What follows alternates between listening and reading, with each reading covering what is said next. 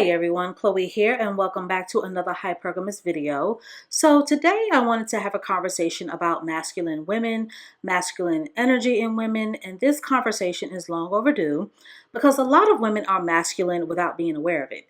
And a lot of women aren't aware of their masculine output until it's time to get a man, or to date, or to settle down, or they want a husband and they want to start a family, or they're tired of dating broke men. That's when unchecked masculine energy tends to sabotage you the most, or rear its ugly head, or backfire.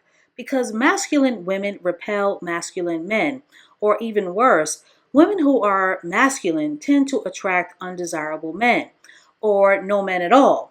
And a lot of women end up scratching their heads, wondering why it's just not happening for them, especially when it comes to getting the quote unquote good man. So if you're wondering why it's not happening for you, you may want to check your masculinity. So let's jump into it. Let's just jump into it. Here are my 7 signs of a masculine woman. 1, women who curse excessively. Ladies, a potty mouth is not attractive to men. And I'm not talking about a slip here and there. I'm talking about women who cuss like sailors. You know, it's unfeminine and unladylike and unappealing to men, and it works against your femininity. And why work against yourself? Men see it as tasteless and as a sign that they can't take you around their friends or their family or their colleagues because you might embarrass them with your foul mouth. So excessive cursing is definitely considered masculine and eternal for men because to them, it's a femininity killer. 2, paying a man's bills. Women who pay men's bills are desperate and are women who are basically women who provide for men. I call them dust bunnies because they usually attract and hold on tight to dusty men. So if you bring the bacon home, you fry it in the pan, you keep the lights on, all while having a man, you're a provider. And a woman who provides for a man is being a masculine woman. 3, the social justice warrior. And I know I'm going to get a lot of smoke for this, a lot of pushback, but this is a very common one with Black women. The SJW is just that, a warrior. A warrior is a fighter. She wants to fix the ills of society. She wants to take the system down. She's the ride or die until it backfires, until she's tired and worn out and depleted and unfeminine.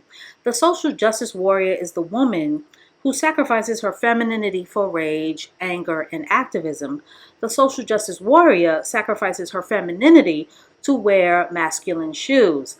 Then after all that fighting, she's exhausted. She realizes that her loyalty isn't being reciprocated.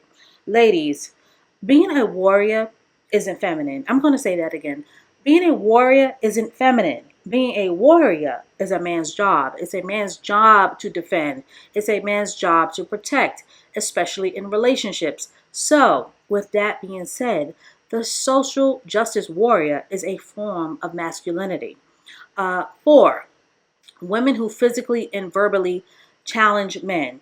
Women who are not afraid to verbally confront men, women who threaten to beat up men, women who are willing to square up on men. Unless you're practicing self-defense or it's an encounter that puts your life in danger, where you've got to defend yourself, a woman should never be in a man's face or trying to lay hands on him. Challenging men or threatening to physically harm men is masculine. 5, women who neglect their appearance. It is very masculine to neglect your appearance because men are visual and they appreciate beauty. So when a woman feels more comfortable in masculine clothes, baggy clothes, she's just one of the boys. And when you're one of the boys, you're considered masculine to men. Feminine output has a lot to do with your appearance, from your hair to your feet. A man is always watching. A man is always taking mental note. Is your hair touchable? Is your hair believable? Are your nails manicured? Are you wearing makeup to enhance your beauty? A lot of women think they can bypass this part of dating. They think they can bypass their looks and end up with a winner. And that's not how hypergamy works. To attract a masculine man, you've got to be a feminine woman. You've got to enhance your looks. And you cannot bypass femininity or opt out of it. and think you're going to attract a provider. So, ladies, your first line of defense in hypergamy is your looks. Do you look feminine or unfeminine? 6, a woman who denies help of any kind. A woman who denies help of any kind is a masculine woman.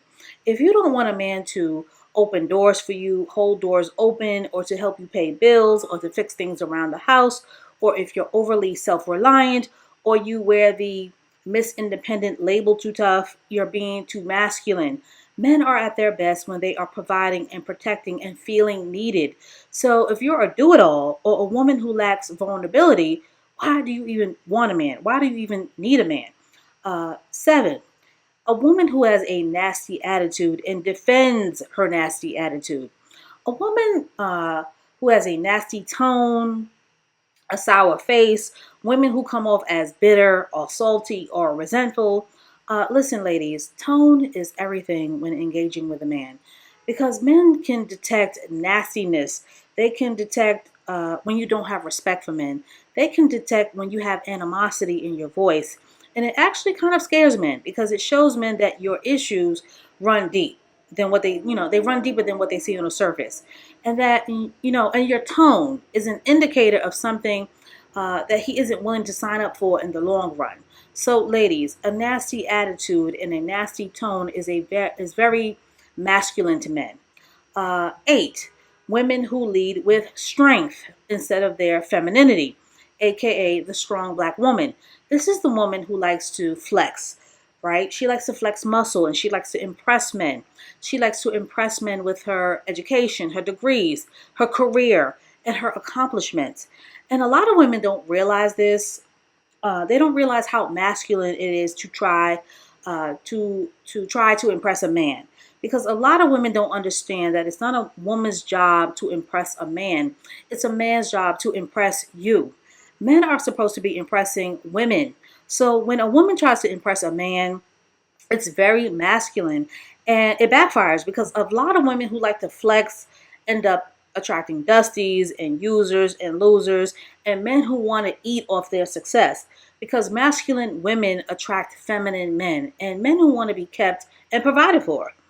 And here's an added bonus, a woman who isn't willing to submit. Ladies, you can't be hypergamous if you don't understand what submission means.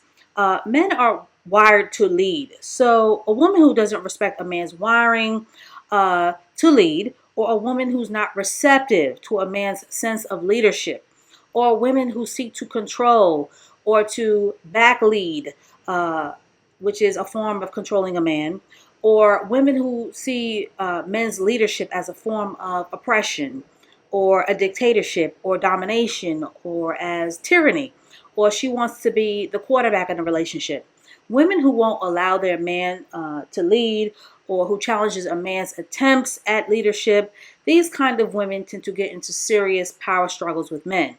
Now, that's not to say that all men are worthy of submitting to, but that is, why you should subscribe to this channel so that you can understand the types of men who are worthy of submitting to. Because all men cannot be trusted to lead, that is obvious. But if you want a relationship that's hypergamous, one where a man can provide and protect and invest in you, then you have to understand how to respect a man's wiring to lead. Men are wired to lead. Leadership from a man doesn't mean an invitation for abuse or an invitation to be mishandled. It means you don't have to be masculine all the time. It means that you don't have to carry it all or do it all. It means that you can flourish being feminine because your man got it. He has your back. So that's all I have to say on this topic for now. It doesn't make sense to want a man who can provide while being a masculine woman. The two don't go hand in hand. So why work against yourself? Why not give yourself a chance to win? So let me know your thoughts on masculine women in the comment section. Remember to like, share, and subscribe, and I will catch up with you in the next one.